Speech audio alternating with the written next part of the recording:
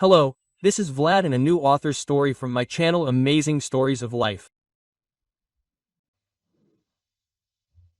Did you call me? I brought your favorite coffee.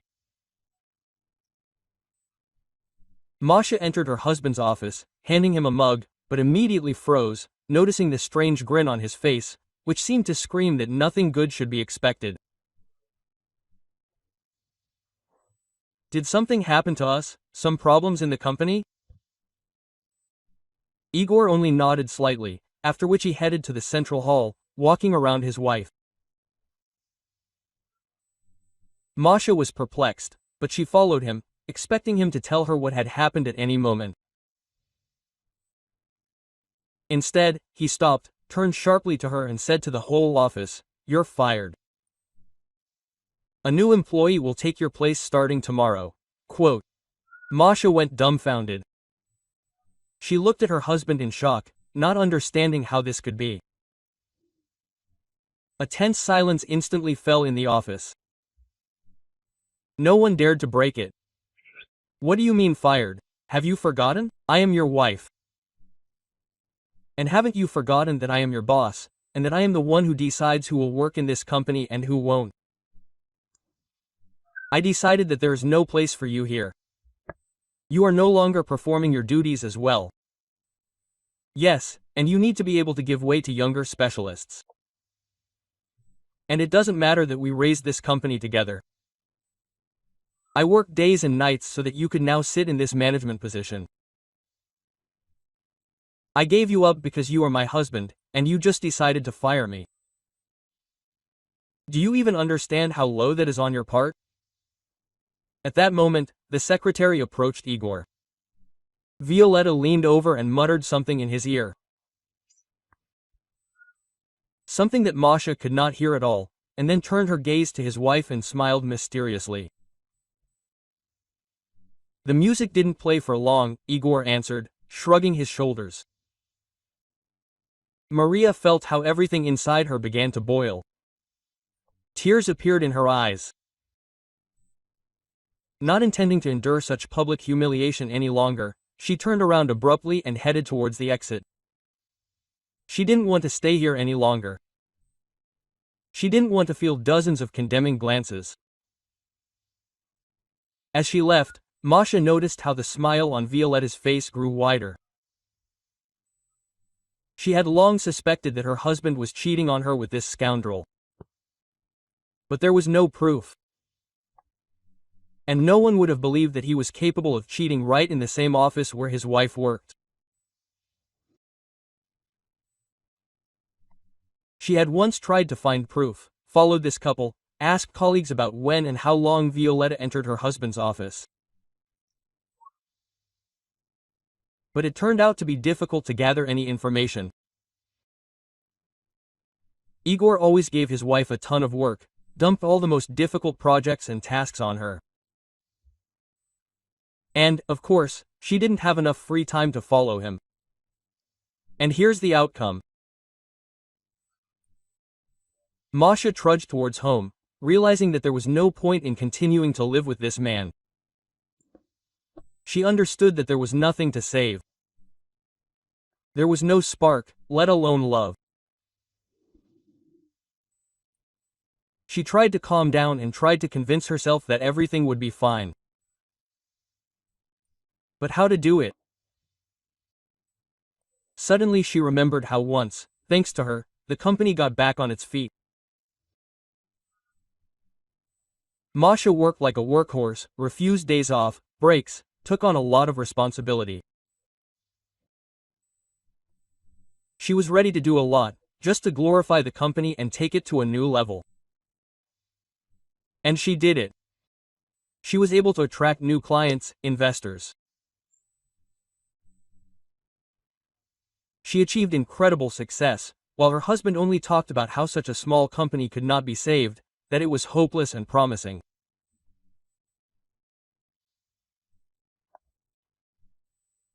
But the moment he saw the truly worthwhile results of his wife's work, he literally changed his tune, suddenly began to show himself actively in Resvo, quickly won the favor of the management. As a result, he was promoted, and Masha became his deputy. She was not against his promotion at that time. On the contrary, she was even glad that her husband had finally caught fire with the business, started to show activity, taken interest in the real affairs of the company, and stopped whining all the time. Who would have known where this would lead? Masha was sinking deeper and deeper into her thoughts, not noticing anything around her. Their thoughts were occupied not only with her husband, but also with little Vidya, who was waiting to be taken from the orphanage. Several months ago, she seriously thought about adopting a child. No matter how much she tried to become a mother, it never worked. Doctors threw up their hands, saying that her body was simply not ready for this. Therefore, the best option would be adoption. And so she decided, told her husband. He supported her. Together they chose a boy, whom they decided to adopt. They came to meet her all the time while the paperwork was being processed, and Vidya was impatiently waiting for his future parents. But now she was the only one left for him. It turned out to be not so easy to process all the necessary paperwork for the baby. During the marriage, the husband registered all the property in his name, saying that it would be more reliable and safer, and there would be fewer problems if something happened. It turns out that he had long been thinking about breaking up right after receiving everything he needed, and there was no debt and happiness from the start.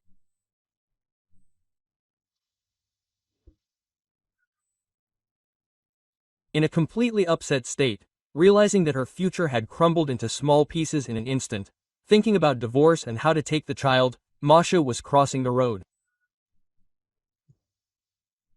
Suddenly, a loud horn and the whistle of brakes were heard. She cringed, unable to force herself to take even a step from the spot. A car stopped a few centimeters from her, from which a man immediately flew out and began to shout, "What the hell are you doing here? Are you trying to make money off of me? Do you even see that the light is red for you? You can't cross the road now." Quote. Masha opened her eyes in fear and looked at the traffic light. Indeed, it was red. How could she not notice it? Looking at the driver, she wanted to apologize, but she couldn't get the words out. "Why are you looking at me like that? Do you think it's okay to do such setups? My God, there are so many of you lately. You should go to work if you need money. You'll still get hit someday." And only at that moment did the man notice her red eyes and the tears rolling down her. He hesitated for a second. Then, sighing heavily, he asked, "Okay, I couldn't help myself. Looks like you're having a hard day. Did something happen?" Masha shook her head. The last thing she needed was discussing her problems with some stranger. Maybe I should let her down? Otherwise, with your attentiveness and caution, you won't make it home today. No, no need, thank you. You've already wasted your time on me. She turned around and was about to walk on, when suddenly the stranger barely touched her arm. "I still insist. By the way, my name is Stepan, and yours?" Quote, "Maria," she answered involuntarily and immediately became embarrassed. "So we met. Let me give you a ride." Reluctantly. She still agreed, got into the car and was immediately taken aback, noticing 4 children in the cabin. Seeing her surprised look, Stepan hastened to explain, "These are my rascals, Masha, Grisha, Kostya and Kolya. We were left alone after Mom passed away 2 years ago. She was a wonderful woman, but her last birth turned out to be disastrous for her. It hurt for a long time, and then the man stopped short. It was obvious that it was difficult for him to talk about this topic. And Masha did not insist. She changed the subject. Where do you work? It must be difficult to combine caring for children and work. Stepan smiled and confidently said, "Nothing complicated, we have a very close-knit family. The older ones help with the younger ones. Well, I work wherever I can, as a taxi driver, a courier, even as a husband for an hour." He opened the glove compartment and took out his business card. It had his name, phone number and signature. "I will do any work in your house." Masha smiled, without understanding why. "You are so great. What can I do? I am responsible. And I want to give them the best. How can I do that without money?" Masha glanced at the children, who were not participating in the conversation. They were discussing something of their own. The youngest was sleeping. It seemed that their car was a small house, in which their own family idol reigned. "Where do you work? Do you have children?" Stepan asked, deciding to keep the conversation going. And then Masha's expression changed. She looked down. "No, we haven't given them children yet, but I am planning to take a boy from an orphanage. I am currently collecting documents. And I was fired from work today. So I don't know where to turn yet."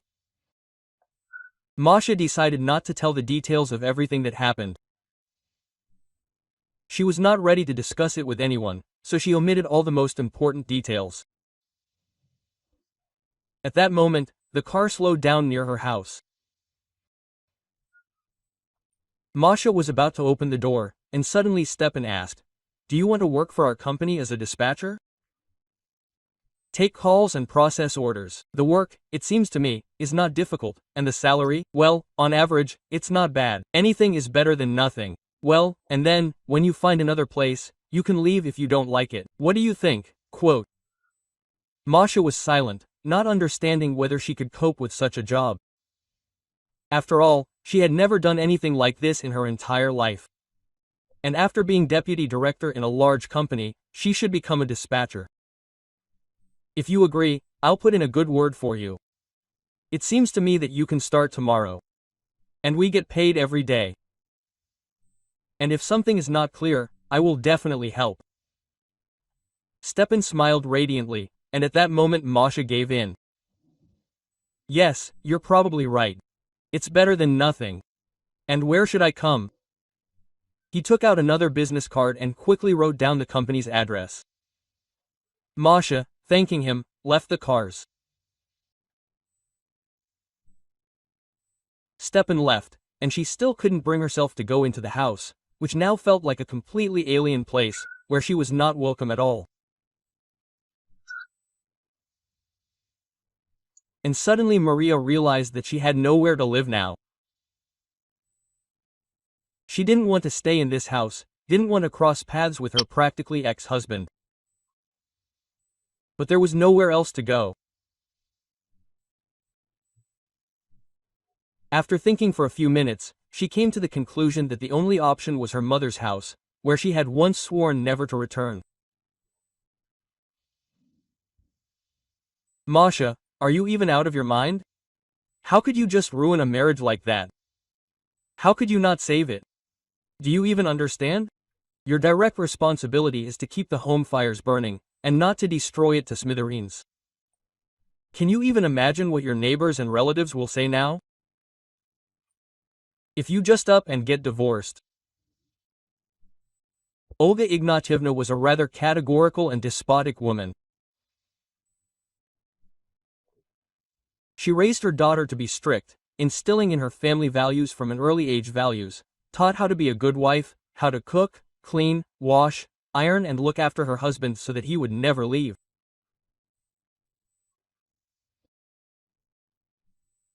The irony was that the mother herself could not keep her husband.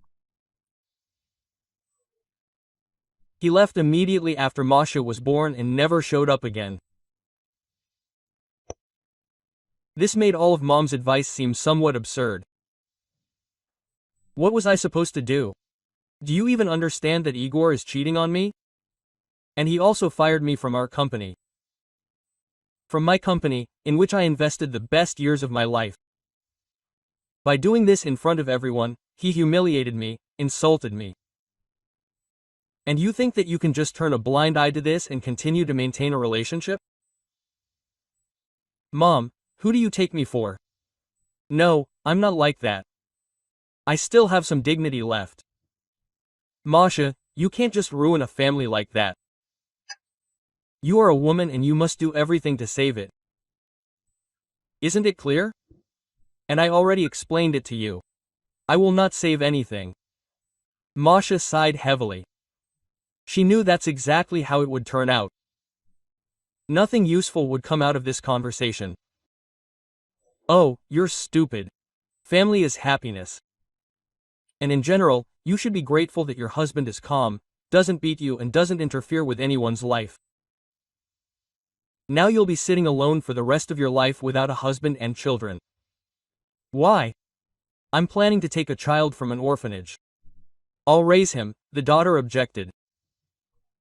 And at that moment the mother's eyes became even angrier. Are you planning to raise a child alone? Are you completely crazy or something? Or have you already forgotten how difficult it was to raise you alone? Yes, I worked day and night to give you at least some kind of future, which you are now destroying with your own hands. I've already decided everything, and as soon as the opportunity arises, I will take the child, and everything will be fine. The whole world did not converge on Igor. The child needs a father. No big deal. It will be much better than living without parents at all in an orphanage.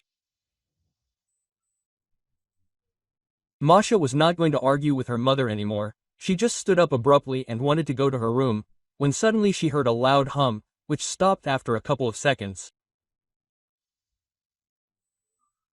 She looked at her mother in bewilderment, but did not have time to ask anything when she herself spoke. Our new neighbors are causing trouble day and night. They listen to music, so I can't hear the TV in my room. They shout, swear, sometimes break dishes, sort out their relationships right in front of all the neighbors. Horror, and not a family as dysfunctional as yours, it seems. Masha ignored the last phrase. She hoped that her mother was simply exaggerating, as always. But at 7 p.m., music turned on at full volume in the neighboring house, from which it seemed to vibrate the walls. After waiting for half an hour in the hope that the neighbors would calm down on their own, Maria got ready and went to them. She wanted to resolve everything peacefully. She rang the doorbell, then again. And only on the fifth they opened the door for her once. There was a grown man standing on the threshold, who looked at her angrily and asked rudely, "What do you want?" She was confused for a second, but then pulled herself together. "Could you turn the music down a bit? I'm your neighbor. It's impossible to be in your own house with such a noise level. I can't even hear myself think." Quote. "No," the man answered sharply and closed the door. Maria stood in complete shock for a few seconds. Then she rang the bell again. She wasn't going to leave it that easy. But they didn't open the door for her again. Waking up in the morning in a completely exhausted state after an almost sleepless night, Maria got ready and went to the office of the husband for an hour company. She was ready to run away anywhere.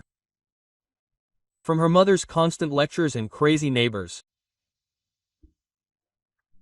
The office was not very far away, so the journey took no more than half an hour. Masha entered the small building and immediately ran into Stepan. "Hi!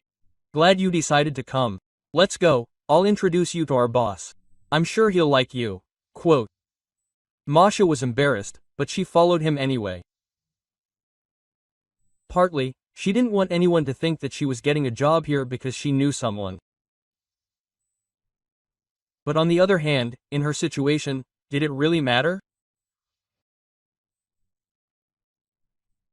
Especially since she was only planning to work there for a few weeks until she found a job in her specialty. The boss liked Maria and she started working that same day.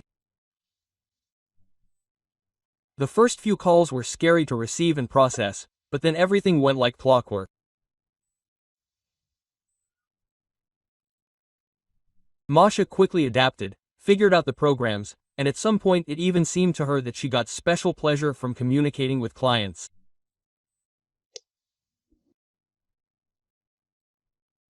Orders came in almost every hour, so by the end of the working day, Masha was exhausted, but at the same time happy. She called a taxi when one of her new colleagues approached her. He looked at her carefully, and then calmly and confidently offered, "Let me give you a ride and we can stop at a cafe on the way." Masha looked up at him, pulled smile and replied, "Sorry, I'm really tired today, so I want to get home as soon as possible." "Come on, don't turn down a nice evening with a nice man," the colleague replied cheerfully, after which he took a step towards her. Masha stepped aside and now said even more confidently, "I'm going to go home, and I'm not looking for a relationship at the company. I came here to work, not to build a personal life." The man immediately recoiled, and then in an offended voice said, "It's too bad. You're acting like someone you don't know, and you'll end up alone." After these words, he got into his car without saying another word. She sighed. But was it possible to consider any kind of relationship at that moment, when she hadn't yet divorced her husband? When the wounds in her heart were still so fresh that they ached both day and night? No, she couldn't just close her eyes to everything and live for her own pleasure. She had no strength, and she didn't know if she would have any at all. The taxi arrived a few minutes later. On the way home, Masha thought about what her future would be like. And every time she thought about who she would be aging with, an unexpected image popped into her head. Stepan and his wonderful kids. He smiled, working or just telling her something. And she returned again and again to the thought that she could be happy with this man. She liked him right away, but Masha drove these thoughts away from herself time after time. Coming out of the house, she noticed Stepan's car. With bewilderment and slight confusion, she came closer and immediately ran into a smiling and friendly face. "What are you doing here? I thought you lived on the other side. But it turned out that you forgot your keys at work. Decided to drop them off. How would you have gotten home without them?" He handed her the bunch, and Masha accepted them with gratitude. "Oh, thank you very much. But I live with my mother now, so it wouldn't be difficult for me to get home. But it's very nice, really nice." At that moment, music started playing in the neighboring house. Masha shuddered, standing up, closing her eyes and realizing she wouldn't be able to rest tonight either. She felt incredibly irritated by everything that was happening. Stepan noticed it. "And you often have discos here in the evenings." "That's completely impossible. Every day, even with the windows closed, the house is simply shaking. So, it's worth talking to them so that they don't do that anymore." "Yes, I already talked, nothing came of it." Stepan nodded slightly, got out of the car and headed towards the neighbor's house, without saying a word to her. He didn't ring the doorbell, but went up to the window and confidently knocked on it. A few seconds later, that same big guy from yesterday appeared on the threshold. He looked angrily at the uninvited guest, saying something to him. Masha didn't hear anything. She didn't dare come closer. But Stepan was calm, listening attentively to the man, then grabbed him by the t-shirt and said something sharply, which made the neighbor seem to droop. He quickly nodded his head, and after he was released, he rushed into the house. A few seconds later, the music died down. Masha looked in surprise at Stepan, who was slowly returning. What did he tell him? That's it. The problem is solved. The man says that he and the guys won't make noise anymore. I should have told you earlier. You should have slept peacefully. Yes. It was somehow awkward. Thank you very much. Masha smiled. She saw so much warmth and tenderness in his eyes that his face unexpectedly blushed. Abruptly lowering her gaze, she quickly said, Sorry, it's a bit late. I need to go home. See you tomorrow? See you tomorrow. Sweet dreams. Masha quickly walked towards the house, feeling her face burning with embarrassment. She had no idea that she could fall in love so quickly, as if with a snap of a finger. And now she had absolutely no idea what to do next. Good morning, everyone. Do you have any work for today? Stepan entered the office, immediately smiling at Masha. Kind. Yes, an order came in not far from here. We need to hang a picture. The ceilings are 3.5 meters, so we need to take a stepladder with us. The order was marked as urgent, so it's best not to delay. As you say, boss. Stepan pretended to put his hand to his temple, pretending to salute.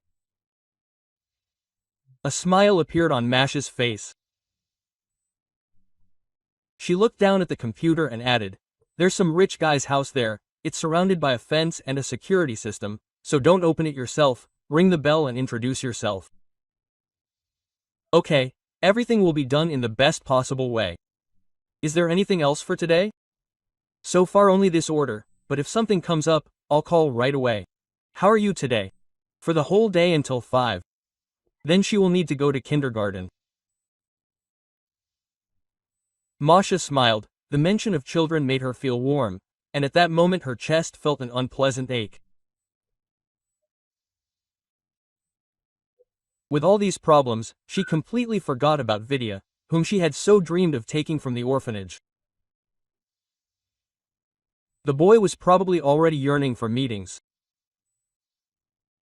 She only thought about how to quickly solve everything that had piled up. I understand that it was impossible to delay any longer. Masha decided to go to the orphanage that same evening and talk to the director. She wanted to understand how to solve this problem and take the child to her place. Well, in the meantime, she worked, processed orders and monitored their implementation. Stepan drove up to the specified address. An impressive 3-story house greeted him with gray gates about 4 meters high. Having pressed the call button, he took a step back. A voice immediately came from the device. Who is it? Good afternoon. You called a craftsman to hang a picture. I have arrived. There was no answer. A few seconds later there was a squeak and the gate opened. Stepan looked inside warily, then grabbed his tools and went to the house. The yard was planted with greenery, he could hear dogs sitting down. Approaching the door to the house, he was about to knock, when suddenly it swung open. A short, plump man appeared on the threshold, making an extremely unpleasant impression. After looking closely at Stepan, he said, How much longer should I wait? I pay you money to make mistakes on my porch. Come on in quickly, I'll show you what to do. I still have my own things to do. You're always wasting my time. The owner turned around and went inside. Stepan followed him. So, you need to hang the painting in such a way that it covers the safe so that it doesn't attract outside attention. Here's the painting. The man pointed to the canvas standing a couple of meters away by the wall. Stepan looked at the work front. The safe was quite low, so a stepladder was not needed. Why did he even take it with him? Okay, we'll do it. About 15 minutes, okay. Great, I'll send the calculation to your company by check. Good luck. The owner of the house turned around and headed for the exit. Stepan got to work, feeling that without this grumpy customer it had become much calmer. Having hung the painting, he took a photo to attach to the report on the work done. Then he headed back to the office. The next order appeared rather quickly. But before Stepan had time to leave for it, an unexpected call rang. Masha was busy processing the application. "Good afternoon, husband, for an hour, I'm listening," she said in a friendly manner, when suddenly they started yelling at her in response, so that she even had to move the phone away from her face. "You've all lost your fear there. Decided that you could just go and rob me like that. I came back, the painting was hanging. I decided to check if everything was okay with the safe, but it was empty. I won't just dry you out. I won't leave a wet spot of you if you don't bring my money right now." Masha turned her stunned gaze to Stepan, who, of course, heard all this screaming. She tried to calm down, not to panic ahead of time. "Listen, our company employs only professionals. This simply couldn't have happened. This is probably a misunderstanding. You'll tell the police about this. I'm writing a statement right now." After these words, the man hung up. Masha looked at Stepan, and before she could ask anything, he said, "I didn't do this. Don't even think about me. I have a head on my shoulders, 4 children. What are you talking about? I would never do something like that." Masha sighed. She herself didn't believe that Stepan could do something like that. But what to do now was completely unclear. Half an hour later, a policeman arrived, introduced himself, and then invited Stepan to go into a separate room to conduct an interview. He laid out everything that happened, how they met him, how the owner left, and how he did the job, and, having taken a photo, returned to the office. He reported that he did not stop anywhere. And there are cameras in front of the office that show that he came without money. "If necessary, inspect my car. You can check the cameras along my entire route. I did not stop anywhere. I do not understand at all how anyone can think such a thing about me. I believe you, but you understand me too. There is a statement, so I simply have to work it out. We will collect evidence, but if you really did nothing, then you have nothing to worry about." Stepan left after the interrogation in a very suspended state.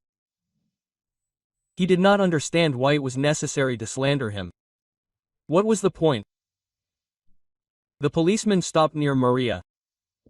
"And what will happen now? Will you arrest him? Will you interrogate him? He has 4 children. How will they be without a father?" Masha felt panic quickly rising in her throat. The policeman looked at her and calmly replied, "We won't be taking anyone into custody for now. I'm heading to the crime scene now." The policeman turned to Stepan. "But it would be a good idea for you not to leave the city until the investigation is over. And stay in touch. If any questions arise, we'll contact you." Stepan only nodded briefly in response, and after the policeman left, he sank down on the sofa and said weakly, "Why did this happen to me? And who did I do wrong to?" Masha's heart was bleeding. She sat down next to him and carefully touched his hand. Quote, "I think everything will be fine. It's not your fault. It's just a test of life." "Oh yeah, a test. What about the children? Do they really have to go through this test with me?" The man's voice trembled. Tears welled up in Maria's eyes. She tried not to think about how bad it could all end, but the thoughts kept coming into her head. "If something goes wrong, I'll look after your children." Stepan looked at her in surprise, and then suddenly leaned forward and hugged her. For a second, the woman was taken aback. Thank you very much. At least I'll be a little calmer knowing that the children are with you. After a few seconds of hesitation, Masha hugged him back. She felt a strange lightness. But I don't think it will come to that. Everything will be fine, Maria said quietly. The policeman returned to the scene. He walked into the hall, and at that moment the owner of the house said to him from behind, "Don't you have anything better to do? Drive back and forth a million times?" Quote, "I told you in plain English, he stole the money. Open a criminal case and give me a receipt that the money was stolen. How long are we going to put on this circus?" The policeman looked at him with bewilderment. "I'm doing everything that the law requires, and in order to open a case, you need to collect the hives. The necessary evidence of guilt. You can't just do it on your own. So please don't interfere." The policeman went to the safe and started taking fingerprints. Only after a few minutes it turned out that it would not be possible to obtain any information this way. All the walls were cleaned to perfect cleanliness. "Well, are you finally finished? Can I go back to work or are you going to keep walking around my house?" The owner asked irritably, looking at the policeman. "That's all for today. You can go back to your business. Goodbye." The man watched the policeman until he finally disappeared behind the door. And at the same time, another scene was unfolding in the Mushni Chaz company. "How you're firing me? I've worked here for so long, and not a single reprimand. And the police will prove that I'm not guilty. I didn't take anything. This is nonsense." Stepan stood in the manager's office, completely at a loss. After what happened, the director decided to fire him quietly and quickly, so as not to ruin the reputation of the small company. "Stepan, I understand everything, but you try to understand us too. We can't keep an employee who can be charged with a criminal case at any moment, who can be held accountable for robbery. Do you even realize how much this will hurt our image? I'm very sorry, but now we have to say goodbye. You can come back if all the problems are resolved." Stepan didn't answer. He turned around and walked quickly and confidently towards the office exit. He had no desire to linger there even for a few minutes. Masha, noticing his mood, rushed after him. "Stop, wait, what happened?" "Oh, they called me to say that they are not going to keep me here anymore and that I should leave in a good way." He got into the car, closed his eyes and leaned back in the seat, trying to calm down a little. Masha went to the open window. "Listen, it is impossible to prove something that did not happen. Believe in the best." Stop was silent. He was completely broken and depressed by all this. "It seems to me that the rich man did it on purpose. He called you to hang some pathetic picture, knowing that our company is small and we probably won't have our own lawyers. And then he specially called the police and wrote a statement. But it's not clear why he needs all this. I don't understand anything myself." For the next couple of weeks, Stepan got by with part-time jobs, drove a taxi, delivered orders in order to somehow support his family. Meanwhile, the investigation continued.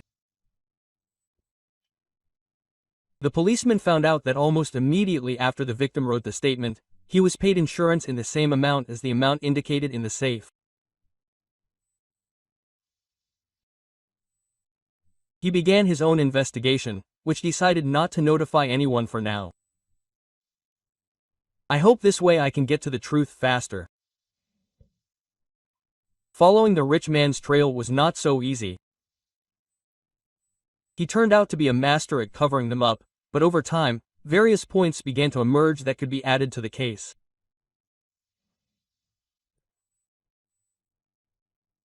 About a week after receiving the insurance, the rich man bought his young lover a new car, the price of which was exactly the same as the insurance and the missing amount taken together. While collecting evidence, the policeman did not notice that the rich man began to suspect something. And one evening, returning home after a difficult shift, he was attacked, beaten and left to die in the middle of the street. The policeman was noticed by a random passerby returning home from a girlfriend. The employee was taken unconscious with multiple bruises and fractures. All suspicions immediately fell on Stepan, whose case the policeman was handling. After all, ironically, the attack took place not far from his house. That same night, Stepan's house was the task force members broke in. They took the father of many children, allowing him to make one last call so that Masha would come and stay with his children. The woman became friends with them pretty quickly. She had to borrow money from a friend and take Olga from work. She prayed that everything would be okay with Stepan. A couple of times a week she still found time to drop by the orphanage and see Vidya, who had already stopped believing that they would take him away. Masha was depressed, broken, completely lost, but she still tried to live on for the sake of her children. Returning home from the store, she met the same mistress of her husband, with whom the story of her end had once begun. She tried to pass by, pretending not to notice her. But Violetta suddenly stopped and called out, "Hi! I haven't seen you for so long. How are you? Did you find a job?" Strangely enough, there was not a drop of sarcasm in Igor's mistress's voice. She looked at Maria with interest. "Thank you, everything is fine. I found both a job and a decent man, and what about you?" Masha was sure that Violetta would not say anything, but instead she sighed and said sadly, "Everything is just awful. Your husband has become some kind of tyrant. He has established such rules in the company that people themselves are running away. He fines for the slightest infractions, even me. He has changed the work schedule. He does not give days off for nothing. And vacations too. I tried to influence him, but it did not work. I don't even know what we should all do now. He will simply ruin the entire company." Masha felt that her soul became uneasy from such news. Her brainchild was simply destroyed, but she could not do anything about it.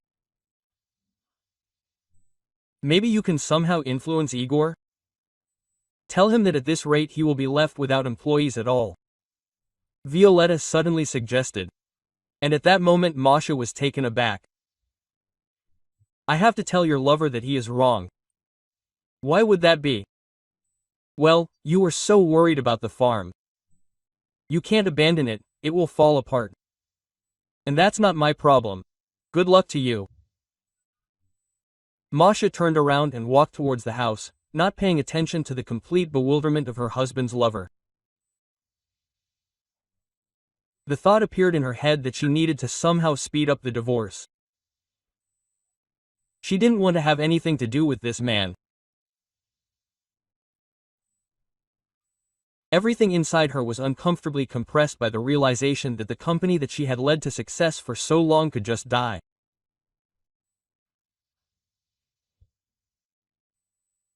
After Stepan's dismissal, Masha discovered in herself the ability to do small men's errands. She could hang a picture or gabardine, she could help with wallpapering or painting a wall or ceiling. She even had her first clients, with whom she continued to keep in touch even after completing her work.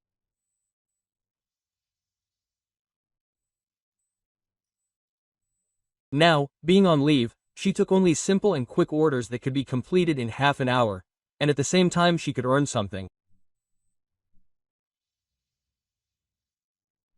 That evening, such an order came in. Masha was cleaning up after dinner when the phone rang. The number of Katya, the girl who replaced her in the office, appeared on the screen. "Hello, hi. Any work come up?" Masha asked immediately. No one bothered her for no reason. "Yes, hi, listen, I need to hang up an evacuation plan. Will you do it?" "Sure, send me the address. I'll go right now." "Great. Then I'll leave you for the order." A few seconds later, a message came to her phone. And the moment she read the address, she went speechless with shock. After all, this was the same company that her husband still managed. Pulling her cap down so that no one would recognize her, Maria entered the office and immediately moved to the place where the evacuation plan needed to be hung. She knew perfectly well where it should be located, because she herself had once dealt with similar issues. There was almost no one in the office. The work took less than half an hour. During this time, several employees passed by her, and she knew them personally. But no one recognized her. Realizing that there would be no other chance, she made her way into her husband's office and began frantically looking for at least something that could help her. Finally, she noticed papers that showed that most of the income did not go to the main office, but into Igor's pocket. That was enough. Having taken photos of everything she could find, Masha left the office and immediately ran into her husband. Igor recognized her. He looked stunned, completely not expecting that his wife could just up and show up like that. Quote, "What are you doing here?" the man asked irritably, looking at her. "Did you miss me or something? I knew that sooner or later you would come running." "Oh, no, I'm here on a much more interesting matter. Do you think the management will be happy when they find out that most of the income goes to you? How will they react? I don't think you'll get fired. So I advise you to find a good lawyer." Igor turned pale. He looked at the open door to his office and realized that Masha had found the documents that he had so carefully hidden from everyone. Closing his eyes and sighing, realizing that there was nothing to be done, he asked, "And what do you want in return?" "I can bring you back with a raise. You'll continue to do your own thing, and I'll do mine, and everyone will be happy. But we'll still have to get a divorce." "Oh no, my dear, I don't need this job, and I don't need your promotion. Instead, you'll pay bail for one person so that he can be released until the end of the investigation." "Who is this for? Are you hungry and drawn to criminals? What difference does it make to you? You pay the bail, I'll delete the incriminating evidence." Good, the husband answered dryly. For the most part, he didn't care who she was having affairs with. It was more important to stay clean. A couple of hours later, Stepan was released on bail. He wasn't told who exactly had posted the bail, but he knew perfectly well that only Masha could have done it. Right after he returned to her children, Maria sent her husband a message, "I'm filing for divorce." And then he blocked his number. Leaving Stepan with the children, Masha decided to visit the policeman in the hospital once again. She had already been to him during the week, but because of the need to constantly monitor the children, she had not been able to come often. She went into the ward and immediately ran into the doctor. How was he feeling? Had anything improved? The doctor shook his head. Nothing like that. Deep coma. At that moment, the ambulance doctor approached them. I felt sorry for him. He was a good man. Even before he got to the hospital, he kept muttering about his grandmother's house, about how he absolutely had to go there. What a poor guy. His grandma was all alone. She must be going crazy with grief after what happened. Masha was taken aback. This was new information for her, and she thought that Grandma might have some information in the house. So, having carefully found out the address, she headed there. Caustic is a very good policeman. He always immersed himself in every case, helped everyone who needed it to the end. Granny followed Masha, who confidently walked into the policeman's room. I always told him, yes, choose a safe job. Nothing good will come of this. Quote. And then you trembled at the sound of Grandma's voice. Masha felt sorry for her, but she understood. Now they need to find the culprits and try to prove that Stepan was not involved in all this. Turning around, she asked, do you know what your grandson has been up to lately? Oh, he was helping some father of many children, collecting evidence that he was innocent.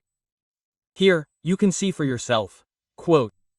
Granny went to the table and took out a folder. Masha took it, opened it and was taken aback.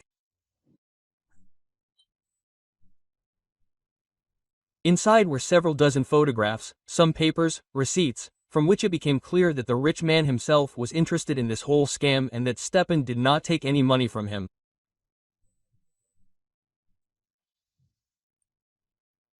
It turns out that the policeman was removed at the very moment when he had almost unraveled the tangle. Can I take this with me? Hand it over to the police? Quote. Masha asked, looking at Granny with hope and trepidation. Oh, uncertainly, my dear. Kostya never liked it when I said anything about his work. And now he would have scolded me too. Listen, to find those who attacked your grandson, these documents need to be given to his colleagues. And if you don't, they'll blame a completely innocent father of four, that same one. Please help. The grandmother hesitated for a few seconds, but then she finally allowed them to take all the documents. Maria immediately rushed to the police station. They reacted quickly, sent a squad to the address of the fraudster businessman. Stepan was cleared of all suspicions and charges. And from that moment on, his life began with a clean slate. 2 weeks after the case was closed, the policeman, who had been in extremely serious condition all this time, finally came to his senses. He finally told his boss what had happened and what he had been able to find out. In response, he received a very unexpected statement. Yes, we know, the case is almost closed. The woman who stood up for this father of many children found all your notes, brought them, and that freak has already been jailed. All charges against the suspect have been dropped. The main thing is that you came to your senses. By the way, the doctors say the prognosis is good, so you'll be running in a couple of weeks. Anyway, go on, rest, gain strength, and we're really looking forward to it. At that moment, Konstantin felt incredible relief. He was glad that at least someone was able to bring his case to an end, and the culprits got what they deserved. After the charges were dropped, Stepan did not dare to return to the husband for an hour company. He now experienced extremely conflicting feelings, realizing that he could be fired every time at the first problems or some absurdities. Therefore, after consulting with Masha, he decided to open his own company and provide a wider range of services. After Stepan's former colleagues found out that he had launched his own business, they immediately rushed to get jobs with him. Their company quickly began to make a profit. Regular customers began to appear, including clients from the old company who followed the masters. So in just 6 months, the young company took one of the leading positions. Realizing that things were going well, Masha finally decided to fulfill her longtime dream of adopting a child who had been walking all this time. After consulting with Stepan, she began collecting documents. But when she arrived at the orphanage, she found out that Vidya had already been taken away. How could that be? You knew that I was going to adopt him. I spent so much time talking to him, so much effort collecting documents. The headmistress was extremely surprised. She looked at Masha with bewilderment. Forgive me, but your husband was actively involved in the adoption. He also had all these documents in hand. And the child was taken, as I understand it, by his relatives, so there was no legal right to refuse. Masha felt like the world inside her had collapsed. How could he? Having dialed her ex's number, she really didn't expect him to answer, but he picked up the phone anyway. It's unpleasant when yours is taken away from under your nose. For some reason, after your company opened, mine went through a bad streak, all the deals fell through. So I decided that they were all a Maslenitsa cat. So I helped my friends adopt a boy. Bye. Igor hung up without waiting for her answer. Masha tried to call again, but her attempts were unsuccessful. And for the next few weeks, she looked for a video, even hired a private detective, who quickly found the adoptive parents and found out that they were treating the child extremely badly. He immediately suggested an option to prove this, to install a wiretap on the child, which would record everything. Masha met Vidya at the very moment when he was walking home from school. He immediately recognized her and threw himself into her arms. Having explained everything, Masha promised to take him away. The incriminating evidence collected over several days was enough to file a report with the police and remove the child from the dysfunctional family.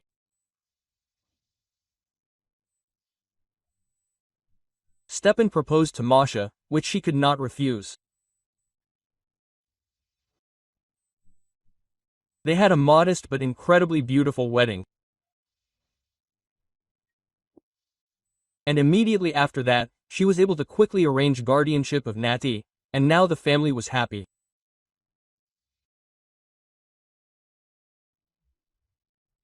If you like the story, please support me with the thumbs up button. It's just one click for you, but it's very important to me. Thank you.